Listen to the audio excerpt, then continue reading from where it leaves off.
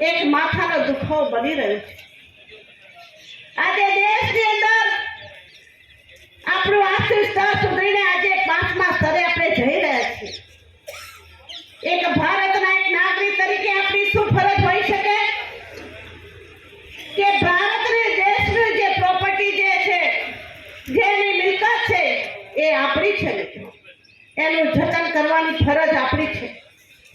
માત્ર 15મી ઓગસ્ટ અને 26મી જાન્યુઆરી એનો ઉજવવાથી એ રાષ્ટ્રભક્તિ કહેવાતી નથી, પરંતુ આપણા રગે રગની અંદર, આપણા શરીરની અંદર એક દેશ માટે એક દેશરાજ આપણે હોવી જોઈએ।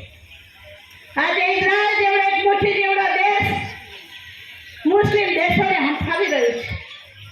કારણ એ જ કે દેશની અંદર રહેલા નાગરિકોની અંદર એમનામાં ભારોભાર રાષ્ટ્ર દાસ છે।